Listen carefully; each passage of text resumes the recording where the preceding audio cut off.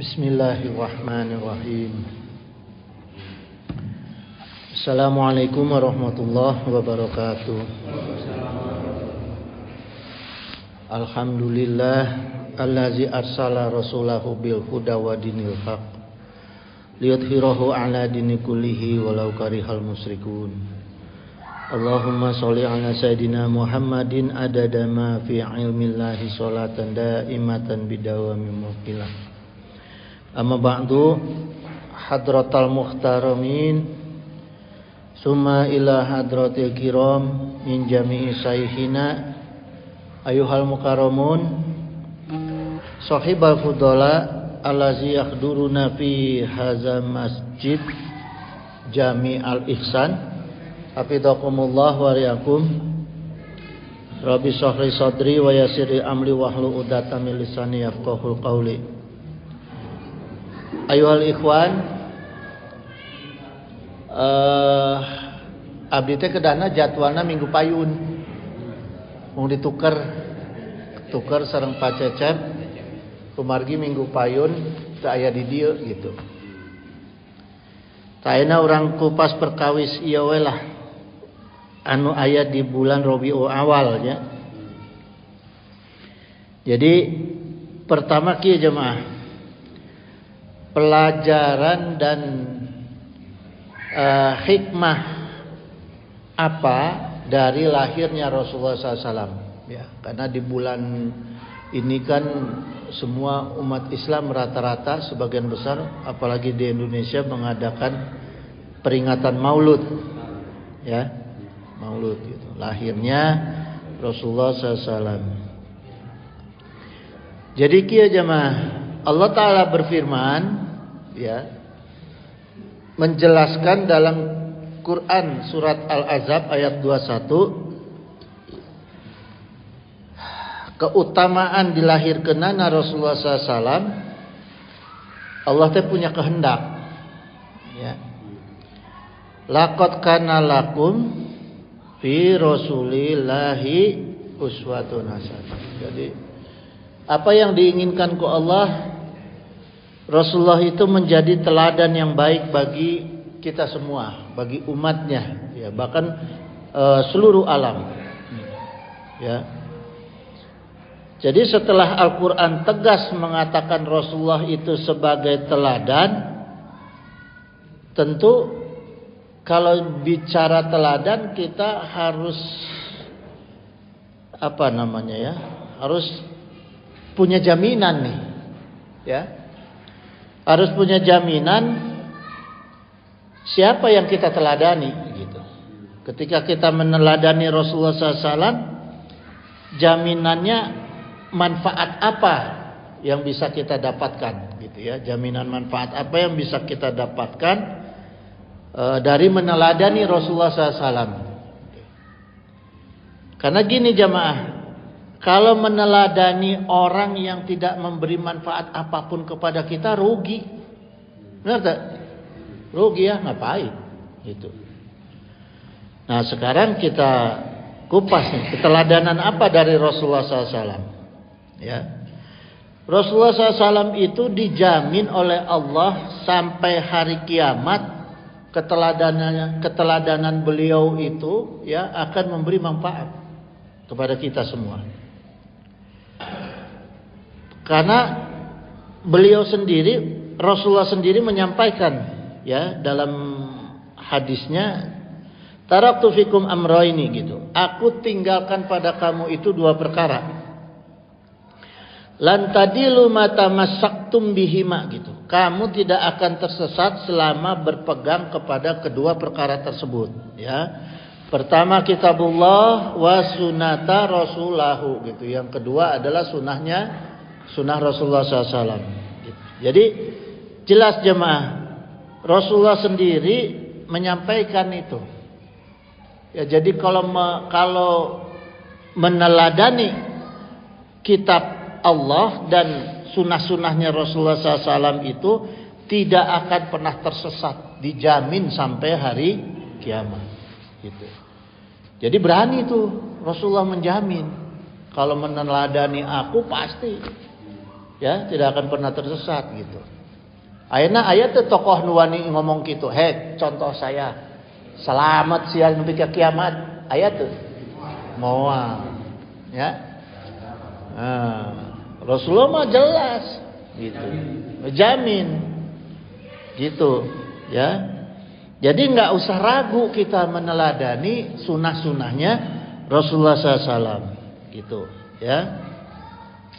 Kemudian jemaah, hikmah lain dilahirkannya Rasulullah SAW, yaitu beliau itu seperti nabi-nabi dan rasul lainnya adalah menerima kalamullah dan menyampaikan, mendakwahkan kalimat tauhid, ya, gitu. Tapi khusus untuk Rasulullah ada tambahan ke Allah.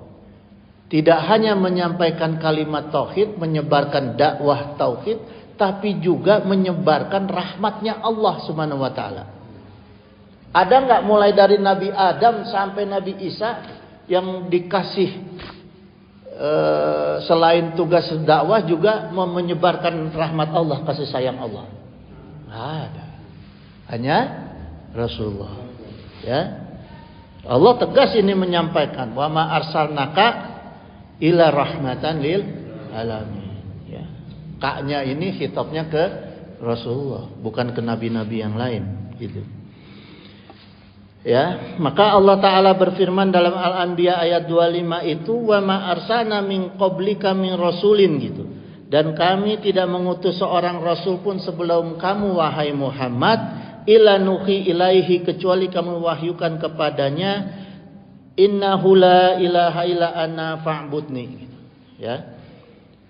Annahu la ilaha illa ana fa'budni, gitu. Bahwa tidak ada Tuhan yang berhak disembah melainkan aku, maka sembahlah aku. Nah, ini sama. Seluruh nabi dan rasul tugasnya itu dari Nabi Adam alaihissalam sampai Rasulullah sama tugasnya, ya, menyebarkan kalimat tauhid, gitu. Ya. Terus di sini Rasul Allah Ta'ala ini dalam Al-Quran, ya, Anbiya ayat 25 itu tegas menggunakan domir ana. Domir itu kata ganti, ya. Di sini ana, annahu la ilaha illa ana. Dalam ayat-ayat lain yang tidak ada hubungan dengan tauhid, Allah menggunakan bisa kata kami misalnya, ya. Inna nahnu, innallaha, gitu.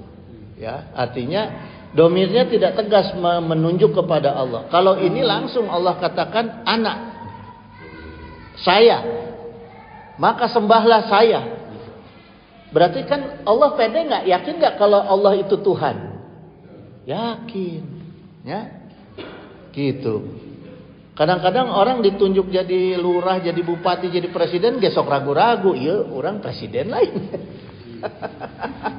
Makanya kebijakannya suka nggak benar karena nggak yakin, ya. Kalau Allah yakin, gitu, ya.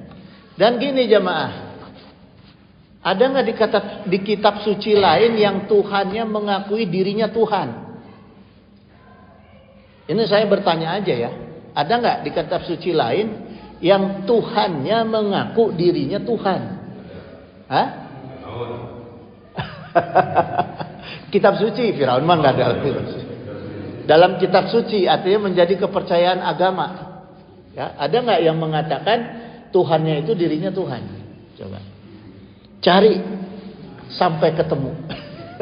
Cari, ya. Gitu jemaah. Jadi hanya Al-Quran. Nah, di kitab suci lain saya temukan malah, ya, saya temukan malah di dalam kitab suci lain itu ada perkataan makhluk. Misalnya berfirman Yohanes, berfirman siapa, gitu, ya, di kitab suci lain. Di Al-Quran ada nggak perkataan makhluk di Al-Quran? Tidak ada. Yang ada Allah menceritakan Muhammad berkata, Nuh berkata, ya. Tapi langsung mengatakan makhluknya berkata di situ dalam Al-Quran nggak ada, ya. Makanya Islam ini kebenaran, bukti kebenaran Islam. Untuk perkataan makhluknya setinggi apapun pangkatnya, jabatannya, terpisah dari kitab sucinya. Makanya ada hadis. Ya. Jadi perkataan Nabi dan Rasulnya hadis. Nggak dicampur dengan firman Allah. Gitu. Nah ini kelebihannya dan tauhid kita bahwa Islam itu benar-benar inadina indallahil Islam. Ya, lamun teu percaya deui mah berarti dukata. Gitu. Berarti belum ada hidayah, ya. Jadi kita kalau bicara dalil akli semua bisa dibuktikan di dalam Islam, ya.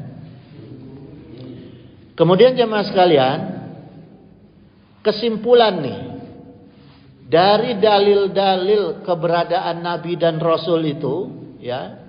Selain Rasulullah SAW, itu dakwahnya semua sama. Seperti tadi saya sampaikan, dakwahnya sama untuk menyebarkan kalimat tauhid, tapi dengan cara yang berbeda-beda. Gimana tergantung dengan keadaan dan situasinya. Gitu. Ya, contoh begini, jemaah. Nabi Daud menyampaikan dakwah didukung oleh kekuatan fisik. Karena waktu itu memang masyarakatnya itu benar-benar mengandalkan fisik. Ya, siapa yang fisiknya kuat, yang hebat itu yang diakui, yang diikuti. Makanya Nabi Daud bisa mengalahkan Jalut waktu itu. Ya, Jalut itu dikalahkan oleh Nabi Daud yang manusia itu digambarkan seperti raksasa. Gitu. Ya, bahkan Nabi Daud itu bisa melunakkan besi. Nah memang kebutuhannya seperti itu ketika zaman Nabi Daud. Kemudian zaman Nabi Ayub untuk mendukung dakwah tauhidnya itu didukung dengan harta. Sebelum dikasih cobaan sakit, bahkan sesudah dikasih cobaan sakit, lebih banyak lagi harta yang digunakan untuk mendukung dakwahnya. Itu Nabi Ayub. Ya. Nabi Sulaiman berdakwah didukung dengan kekuasaan karena dia sebagai raja dari semua makhluk, ya. Nabi Khidir, Nabi Yahya didukung dakwahnya itu dengan keilmuan. Ya, maka Nabi Yahya itu apal satu Taurat dengan makna-maknanya. Kalau Al-Qur'an umat Rasul sekarang banyak yang hafiz Quran. Dulu Nabi Yahya udah hebat itu, ya. Tapi umat Rasul lebih hebat lagi. Gitu. Ya, Nabi Isa dakwah tauhidnya didukung dengan ilmu kedokterannya. Ya, gitu jemaah. Nah, begitu juga warisatul anbiya, para pewaris Nabi. Ya, itu para ulama, kiai, ustadz yang berdakwah itu caranya beda-beda.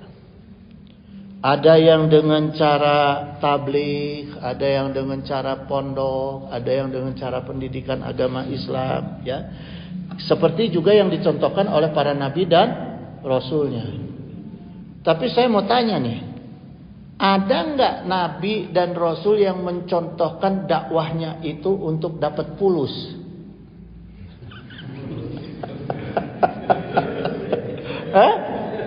Ada nggak? Coba dari Nabi Adam sampai Rasulullah, ada nggak? Dakwahnya pengen dapat fulus, ada nggak? Pengen dapat jabatan? Ya, gitu. Nggak ada kan? Kalau ada kiai, ulama, ustadz, dakwahnya pengen dapat fulus, dia pewaris siapa tuh?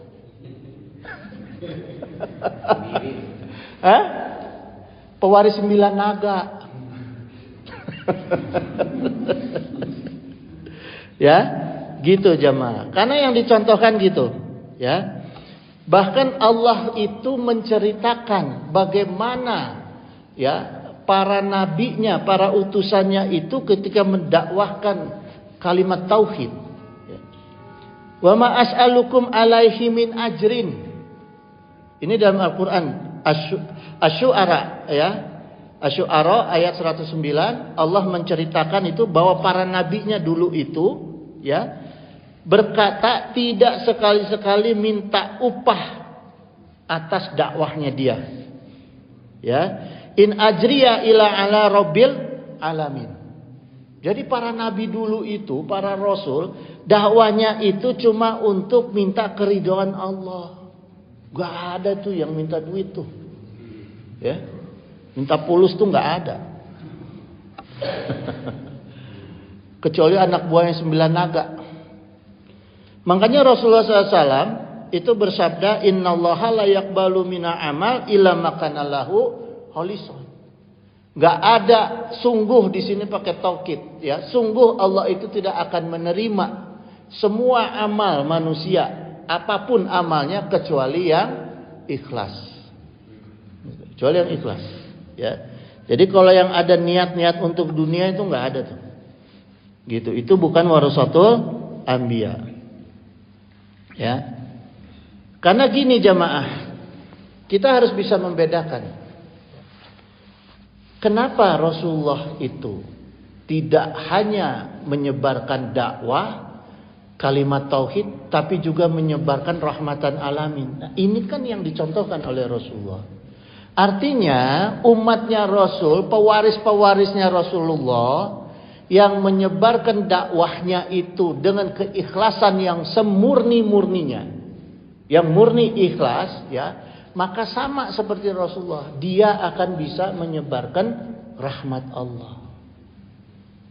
Jangan aneh kalau ada ulama, para wali bisa memberkahi orang lain, mendoakan orang lain ijabah. Benar tak? Coba ulama-ulama baheula nu ikhlas. Doana teh ijabah. Lamun ulama kiai teu ikhlas, urang minta datang ka manehanana minta didoakeun supaya dibere rizki, dimudahkeun rizki. Ceuk manehanana aing ge hayang milik. Memeh batur urang heula cenah. Boro-boro ngadoakeun batur. Ya, itu jemaah. Jadi pinter-pinter pilih kiai, pinter-pinter pilih guru. Capek-capek bau tarasi dicium tangan ku urang. Ya, gitu. Jadi ginilah. Saya juga tidak menutup ya. Saya juga tidak menutup ada kiai-kiai yang misalnya menerima amplop tujuannya uang apa dunia ya. Boleh kita berguru yang seperti itu, tapi yang ilmunya benar-benar tinggi. Ente menang barokahna teu naon, asal menang ilmu na aya untungna lamun teu barokah ilmu ya. Tapi lamun kiaina tanggung, ilmuna tanggung, rek menang naon urang. Barokah ente, ilmu ente, gitu kan ya, gitu jamaah. Terus gini jamaah sekalian ya, syarat utama untuk menjadi manusia pembawa rahmat Allah itu, pertama syaratnya adalah akhlakul karimah. Satu-satunya nabi dan rasul yang ditegaskan ku Allah, innama bu'istu li utamima makarimal akhlak, itu adalah hanya Rasulullah SAW.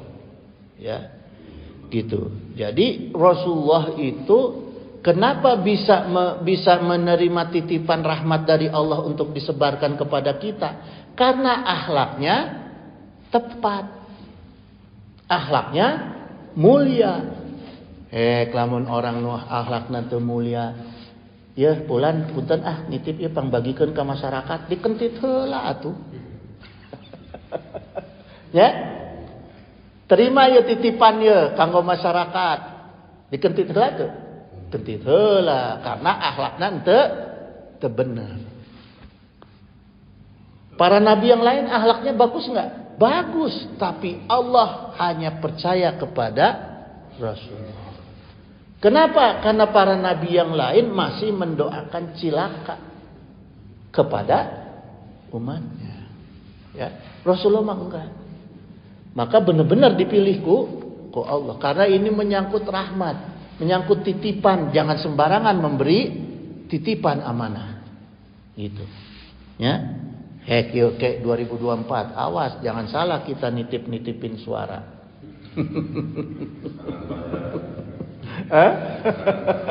Cari yang akhlaknya benar. Yang akhlaknya nggak benar ditipu kita habis. Ya, gitu jemaah. Nah, saya lihat di sini secara bahasa hadisnya itu dibuka dengan kata innama. Kita harus pecahkan ini, ya. Karena innama itu disebutnya kalau dalam kaidah nahwu sharaf itu adatul hasri. Terdiri dari dua kata, inna dan ma. Inna itu artinya taukid sungguh, ya. Ma itu artinya nafiyah tidak, bukan. Gitu, ya. Jadi kata Ibnu Hajar Al-Haytami qala wa huwa isbatul hukmi lima ba'daha. Kata innama itu adalah untuk menegaskan pengertian kalimat sesudahnya. Sesudah kalimat innama, gitu, ya. Wa nafyuhu amma adahu, gitu, dan menafikan segala lainnya di kalimat sesudahnya. Jadi gini jamaah, maknanya innama bu'istu liutamima makarimah akhlak, bahwa sungguh hanya satu-satunya akhlaknya Rasulullah SAW yang wajib kita ikuti. Pakai ma artinya tidak boleh ada akhlak lain yang diikuti selain daripada akhlaknya Rasulullah. Itu maknanya adatul hasrin, ya. Gitu jamaah. Jadi sekalipun ada orang yang kelihatannya baik apa gimana, kalau tidak sama dengan Rasulullah jangan diikutin. Ya. Gitu. Kemudian diceritakan seperti apa nih contoh-contoh bagian dari akhlaknya Rasulullah SAW, ya.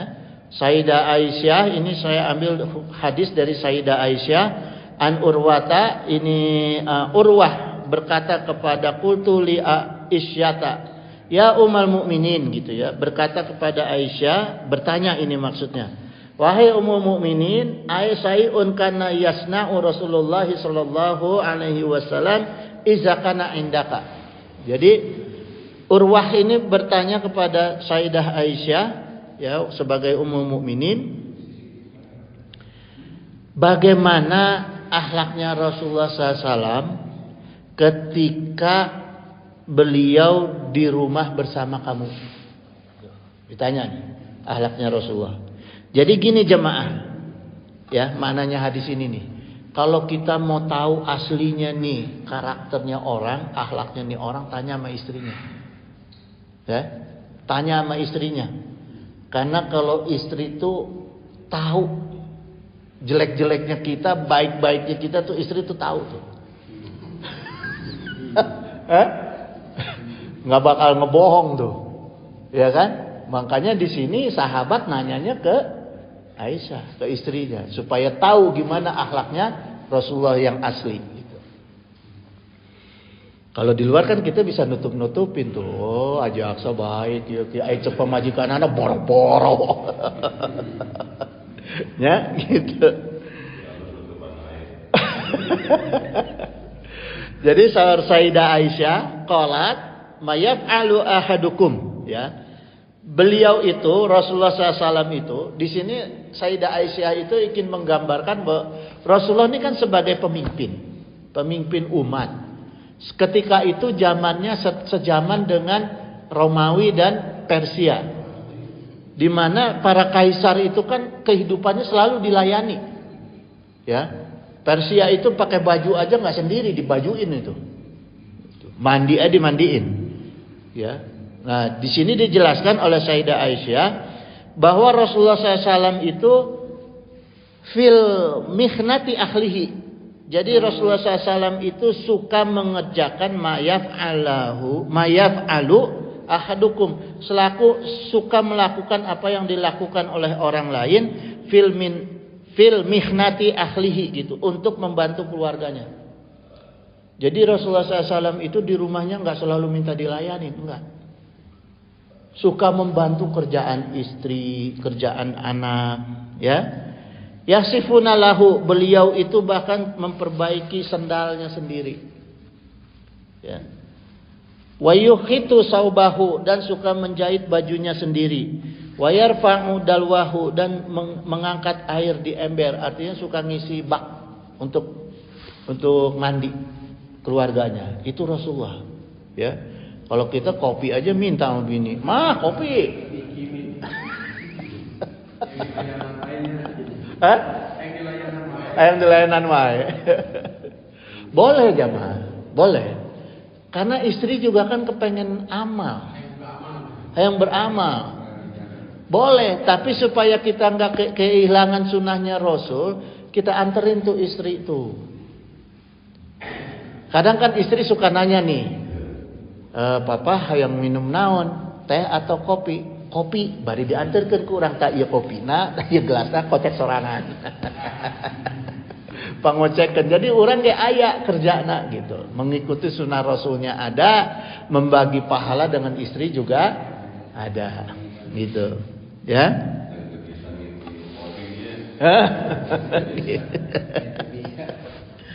Kemudian di dalam kitab Syama'il Al-Muhammadiyah, Sayyidah Aisyah itu beliau bercerita gini, karena basyarun minal basyari gitu.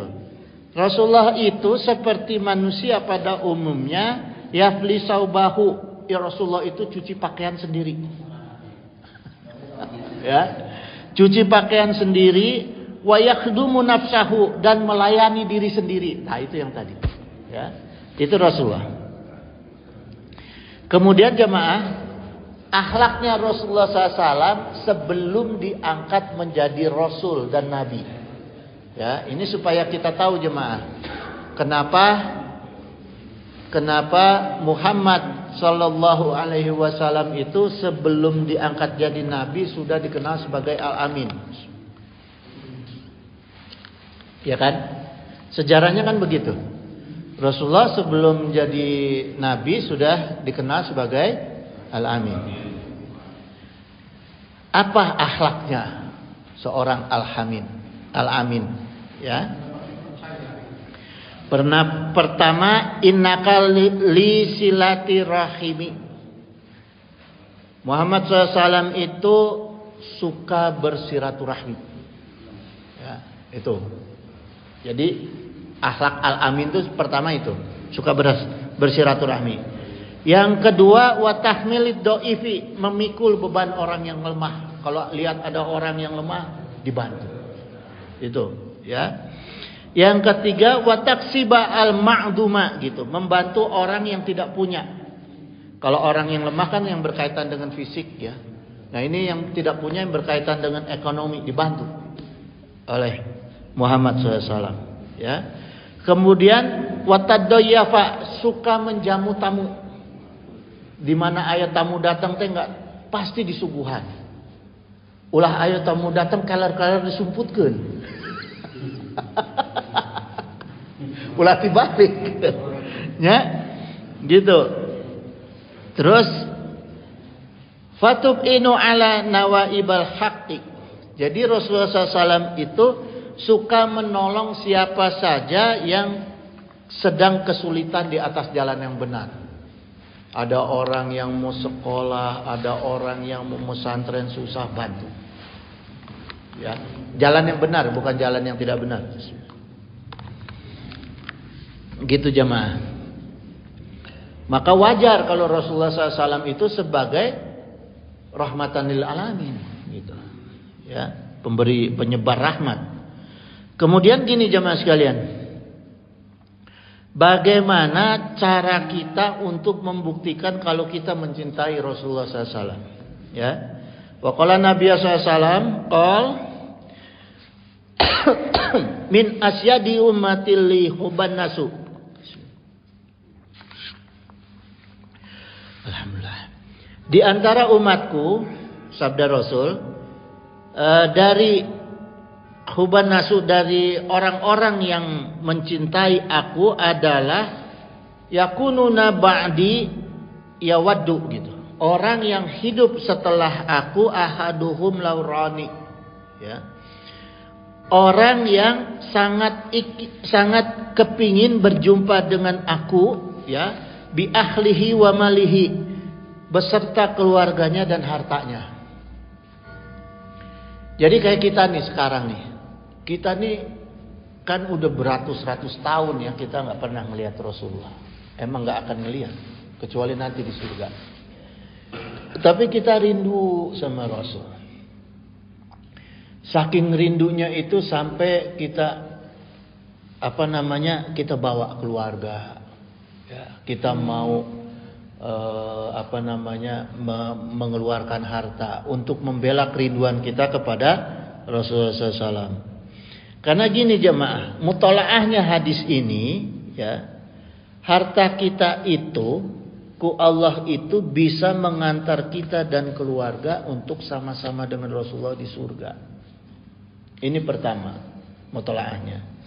Yang kedua, ketika kita memperingati lahirnya Rasulullah SAW untuk mengambil pelajaran beliau lewat sejarah kehidupan beliau, maka insya Allah kita itu akan bersama keluarga dengan Rasulullah SAW di surga.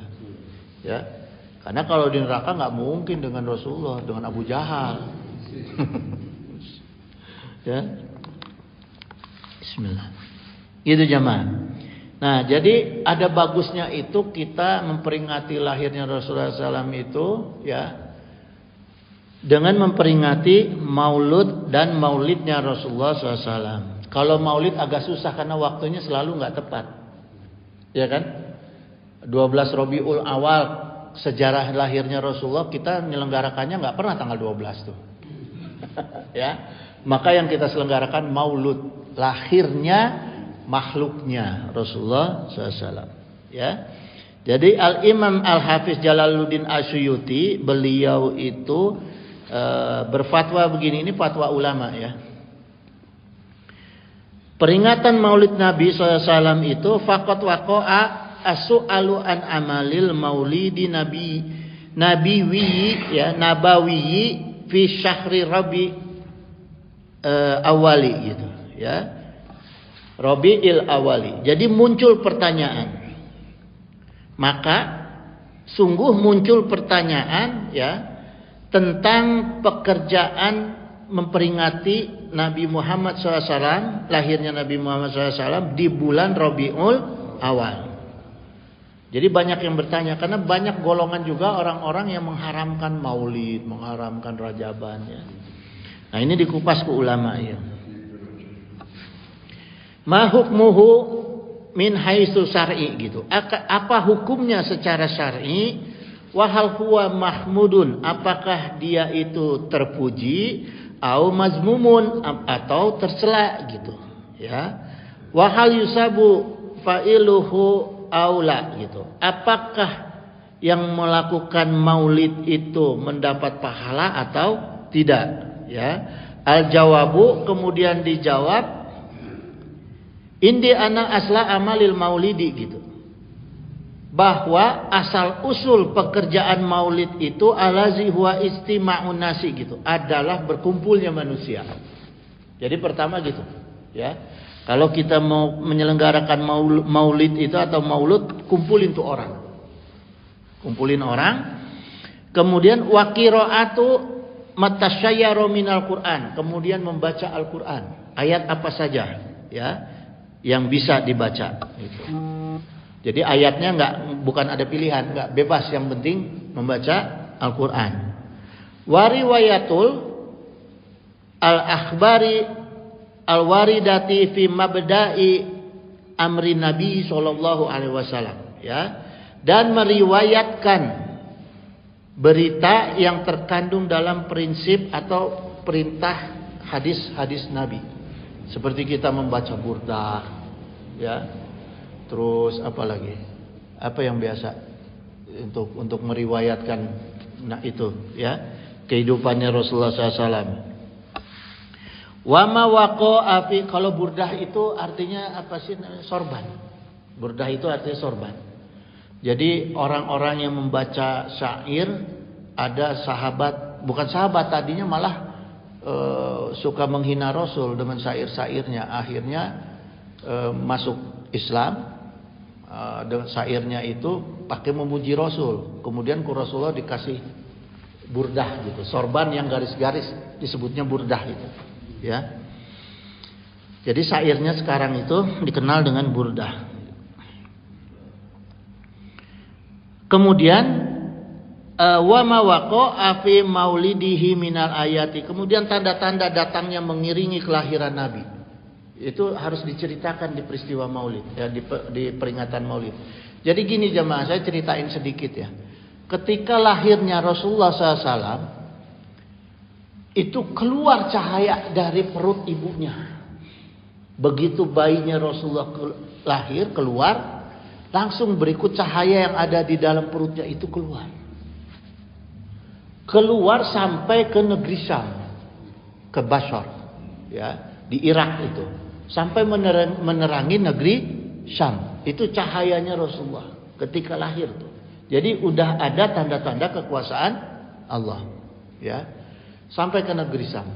Kemudian ketika Rasulullah SAW itu lahir, Abu Jahal, pamannya Rasulullah, ini gembiranya minta ampun, saking gembiranya sampai membebaskan ininya, apa namanya, kalau di sana kan budak ya dulu itu ya. Jadi budaknya itu dibebasin karena yang memberi berita gembira kepada Abu Jahal bahwa lahir keponakan kamu gitu.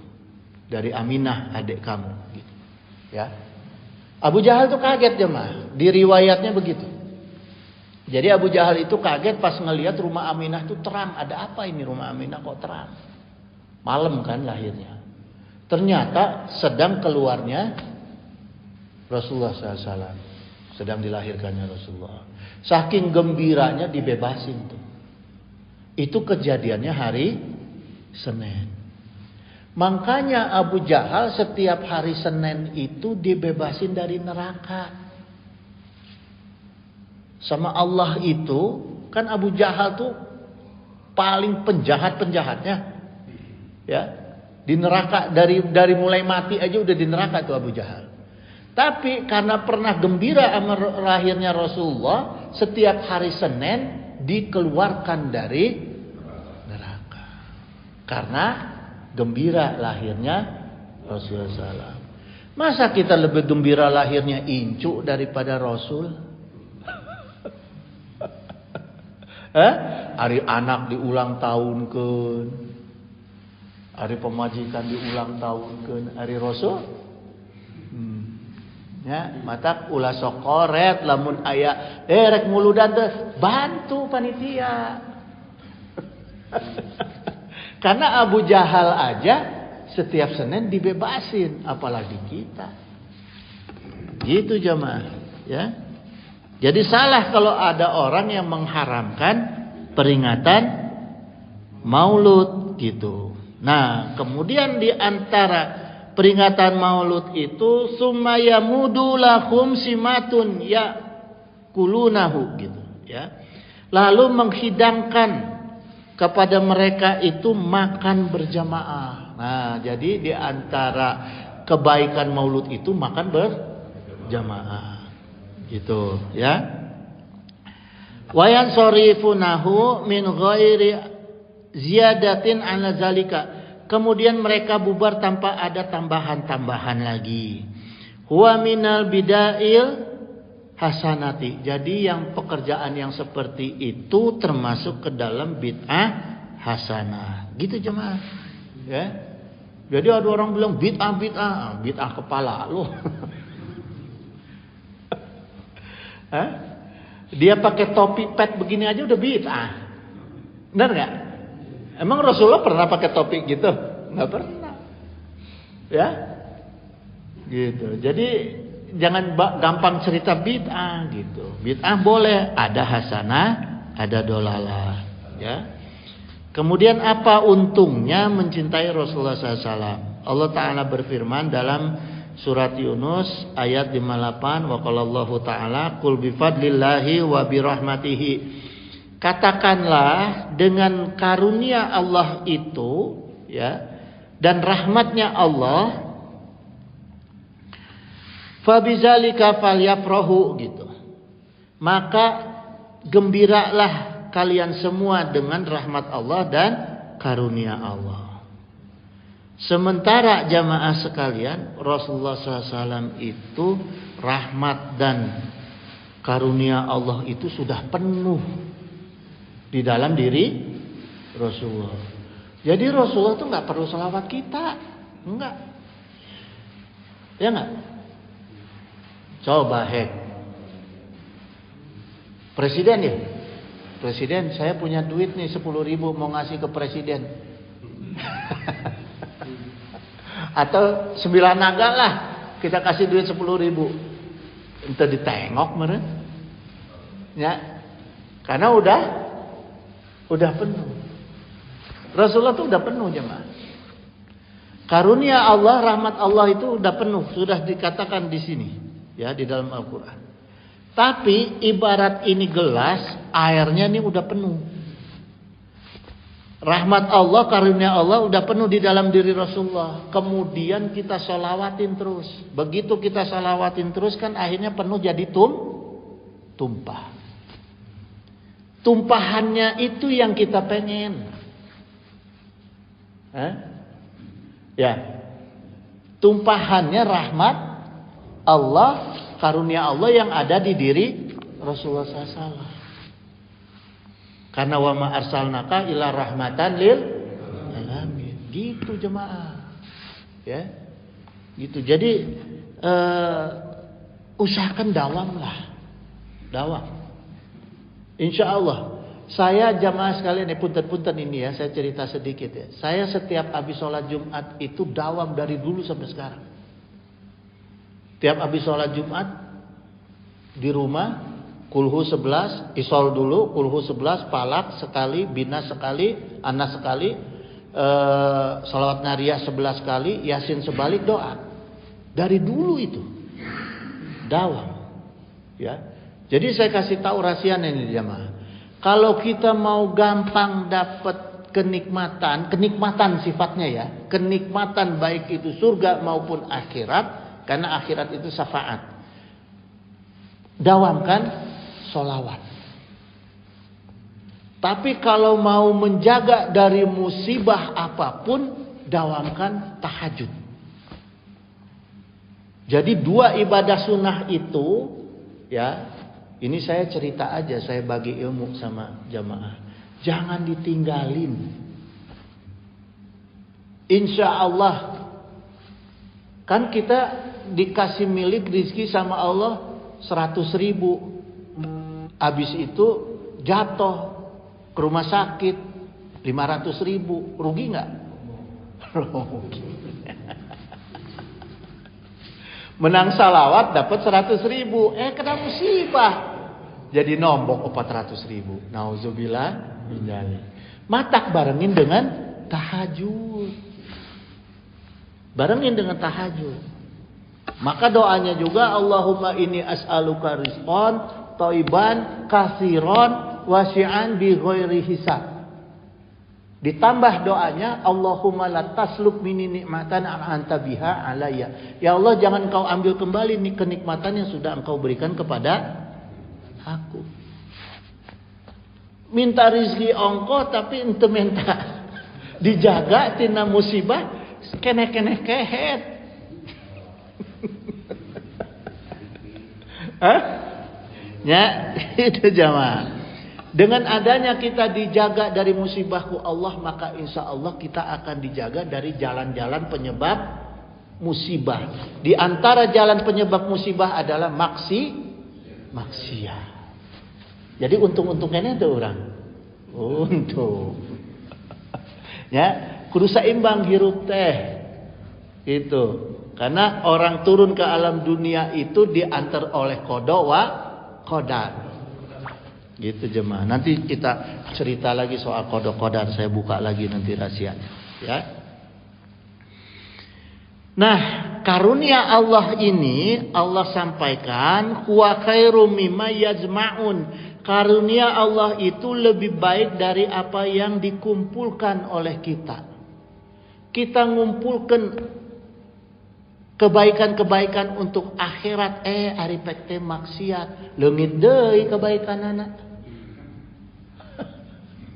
Ngumpulin kebaikan untuk dunia, cilaka, leungit deui kebaikan anak. Matak kudu bareng jeung karunia Allah. Caranya gimana? Yang tadi saya bilang.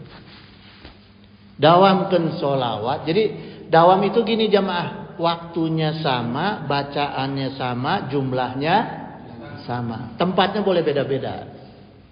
Dulu waktu saya dinas itu kadang-kadang di mobil, kadang-kadang di mana. Tetap di mana habis sholat Jumat tetap. Kalau perlu mau ada panggilan apa, ngumpet dulu saya. Ya, gitu. Gitu jamaah. Jadi jangan ditinggalin itu. Kemudian gini jamaah ya. Karunia Allah itu anal fadla al ilmu. Karunia Allah itu adalah ilmu. Jadi apa yang dimaksud dengan karunia Allah? Ilmu. Ya. Warahmata Muhammadun sallallahu alaihi wasallam. Rahmat Allah itu adalah Muhammad sallallahu alaihi wasallam, gitu jemaah ya. Jadi orang yang berilmu tanpa mengamalkan sunnah Rasul sesat, gampang sesat ya. Orang yang mengamalkan sunnah Rasul tanpa ilmu lemah syahwat. Kunaon kata saya rumah syahwat, aya geus lemah syahwat kan ngan bisa ditinggalikeun. Ya, teu bisa berfungsi.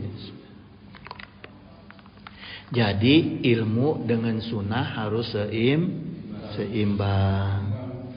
Gitu ya jamaah sekalian. Kita lanjutkan minggu pertemuan berikut. Masih panjang nanti kepotong. Ayeuna geus jam 8. Gitu jamaah sekalian ya.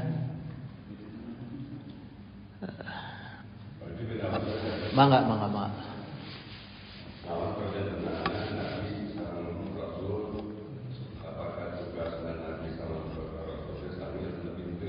Naona? Tugas dan fungsi Nabi dan Rasul. Nabi itu naba, berita, tidak membawa risalah. Rasul itu membawa risalah. Ya, jadi hanya menyampaikan berita. Tapi kalau risalah itu ya memang harus sampai nepi gitu. Iya, itu. Ya itu bedanya. An-naba berita, orangnya nabi. Gitu. Secara bahasa Arab. Gitu. Hah? Naon? Tadi bahwa tugas seorang suami terhadap istri. Jadi yang dikerjakan sekarang ini istri mulai dari menguji, menurut bahasa. Apakah itu memang pekerjaan karena pekerjaan suami atau istri gitu? Yang sebenarnya gitu. Mau tahu yang asli? Kalau mau tahu yang asli, istri kita nyusuin anak kita tuh harus kita bayar. Ya, kalau mau tahu yang asli. Karena tanggung jawab suami itu sandang, pangan, papan, ilmu, ya, jadi pakaian, makan, kewajiban batin, ilmu, rumah, ilmu. Sandang, pangan, papan, kewajiban batin, ilmu. Itu kewajiban suami. Jadi kalau istri kita nyusuin anak kita itu, kalau yang benernya harus kita bayar. Ya, makanya jemaah sekalian, disitulah istri itu gampang masuk surga, gampang masuk neraka. Tahu nggak, Sayyidah Khadijah itu ketika sudah mau meninggal, Sayyidah Khadijah ini kan perempuan yang benar-benar mengabdi kepada Rasulullah. Saya mau tanya sekarang sama bapak-bapak nih. Bapak-bapak pengen gak nyandung? Ada nggak kepikiran pengen nyandung? Sok sing jujur we ieu mah. Kepikiran ya ada kantongnya jero. Nyandung teh sunah Rasul lain. Punya istri lebih satu sunah Rasul lain. Sunah ya, semua sepakat sunah kan? Ya. Sekarang saya tanya. Selama Sayyidah Khadijah sebelum meninggal Rasulullah pernah punya istri lebih dari satu enggak? Belum. Jadi kalau istri tua pertama kita belum meninggal, kita udah kawin lagi, namanya bukan sunah Rasul, doyan. Ya, hobi itu. Ngakal-ngakalin sunah, nggak boleh jemaah. Alasan, nggak boleh, itu hukum diakal-akalin namanya. Kalau yang benar tungguin mati dulu, jangan diracun. Udah meninggal kita boleh aja. Itu namanya sunah doyan.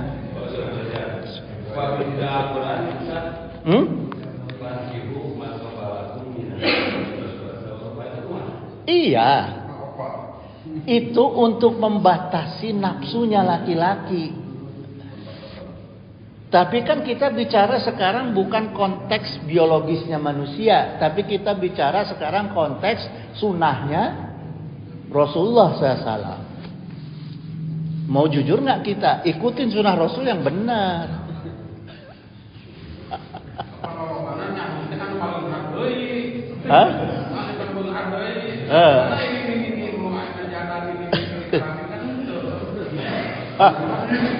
Pokoknya intinya gitulah. Ya, kalau kita mau ikutin benar-benar sunnah Rasul, tungguin istri pertama meninggal. Itu yang benar. Kalau enggak itu namanya sunnah doyan itu. Mau pangkatnya kiai ulama apa enggak ada. Kalau istri udah meninggal mau punya istri 4, 3, 2 enggak apa-apa.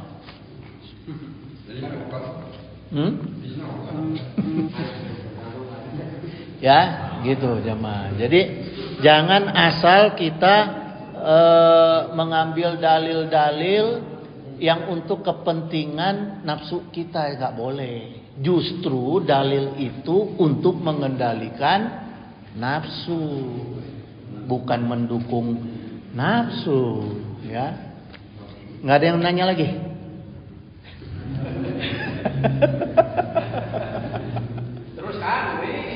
Naon san rek naros deui. Innahu samiun qaribun mujibud da'wat wa yaqdiyal hajat subhanaka Allahumma wa bihamdika asyhadu alla ilaha illa anta astaghfiruka wa atubu ilaik. Wallahul muwaffiq ila aqwamit thoriq. Wassalamualaikum warahmatullahi wabarakatuh.